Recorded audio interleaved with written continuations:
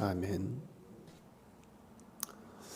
오늘 본문은 생각보다 많은 사람들이 말세 징조 내지는 말세에 있을 환란으로 오해하고 있는 말씀입니다.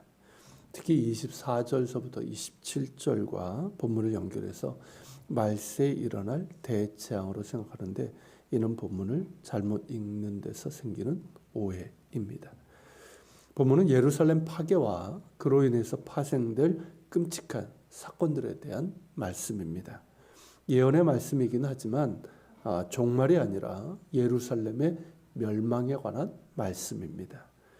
분명 성경에는 예수님의 재림과 관련된 예언의 말씀도 있지만 그 배경이나 상황을 무시한 채 본문과 같은 말씀들을 무리하게 말세에 대한 것으로 해석하는 것은 주의해야 합니다. 1절에서 제자 중 하나가 예루살렘 성전을 보고 그 웅장한 성전의 건물에 대해서 말하자 예수님께서는 매우 노골적으로 이 성전이 파괴되어 돌 하나도 돌 위에 남지 않고 다 무너지게 될 것이라고 말씀하셨습니다. 제자들에게는 매우 충격적인 말씀인데 예수님께서 성전이 내려다보이는 감람산에 앉았을 때 베드로를 비롯한 몇몇 제자들이 염려스러운 표정으로 그러한 일이 언제 일어날지를 묻습니다. 그리고 그러한 일이 일어나기 전에 있을 징조는 무엇인지를 묻습니다.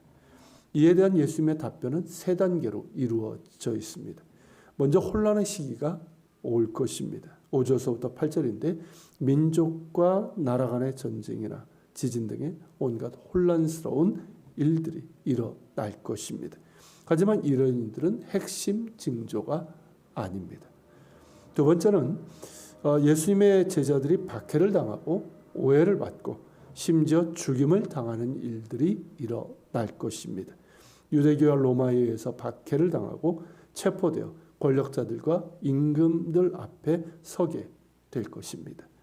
그럼에도 복음은 예루살렘과 유다와 사마리아를 넘어 땅끝까지 전파될 것이며 박해 중에도 성도들은 성령의 능력을 의지하며 끝까지 인내하면서 그 믿음을 지키게 될 것입니다.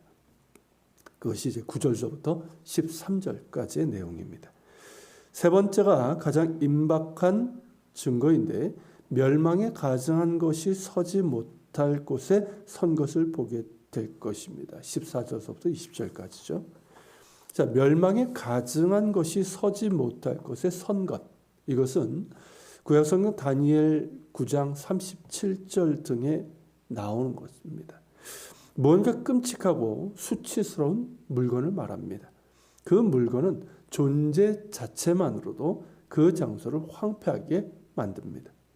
그리고 다니엘 이후에 실제로 이 일이 일어나게 됩니다.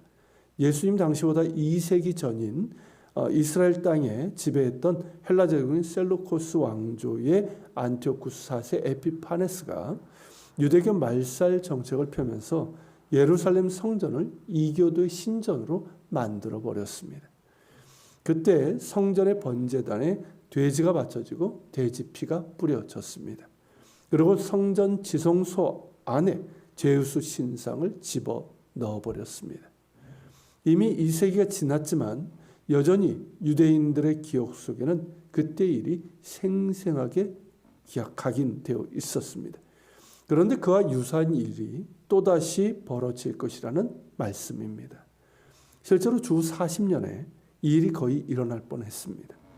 정신 나간 로마 황제 가이우스 칼리굴라가 예루살렘에 자신의 동상을 세우고 유대인들에게 신의 아들로 경배할 것을 요구하려고 했습니다.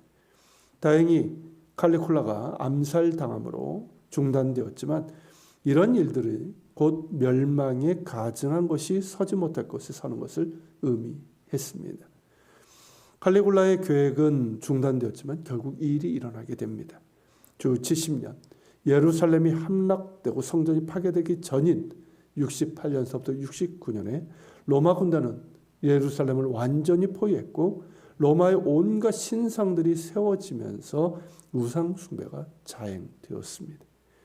예루살렘이 함락된 후에는 예루살렘은 완전히 로마의 도시가 되어서 곳곳에 신상과 신전들이 세워지고 예수님의 말씀처럼 멸망에 가증한 것이 서지 못할 것에 서게 됩니다. 이런 때 제자들은 어떻게 해야 될까요? 그에 대한 예수님께서는 멸망에 가증한 것이 서지 못할 것에 선 것을 보거든 그때 유대에 있는 자들은 산으로 도망가라 하셨습니다. 실제 로마 군대가 예루살렘을 포위했을 때 열심당을 중심으로 바리새파, 사두개파 등이 결사항전을 결의했지만 예루살렘과 유대에 있던 초대교회 성도들은 예수님의 말씀에 따라 피신하게 됩니다. 그러나 끝까지 남아있던 유대인들은 처참하게 살육을 당했고 엄청난 환난을 겪어야만 됐습니다. 그 내용이 요세푸스의 기록에도 고스란히 남아 있습니다. 더불어 말씀하신 바는 그때 여기저기에서 그리스도 곧 메시아라고 주장하는 이들이 일어날 것이고 거짓 선지자들도 일어나서 택하신 자들을 미혹할 것이라고 하셨습니다. 실제로 로마에 의해서 함락되기 전에 예루살렘과 유대 땅에는 곳곳에 자칭 메시아라 하는 이들이 나타났습니다. 그리고 예루살렘은 절대 함락되지 않을 것이라고 선포한 거짓 선지자들도 난무했습니다. 언제나 혼란의 때에 이러한 거짓 그리스도와 거짓 선지자들이 나타납니다. 이들에게 미혹당하는 일이 없도록 조심하고 변함없이 예수님께 충성을 다할 것을 당부하신 겁니다. 오늘 본문과 그리고 실제로 일어났던 예루살렘 파괴가 우리에게 주는 메시지는 명확합니다.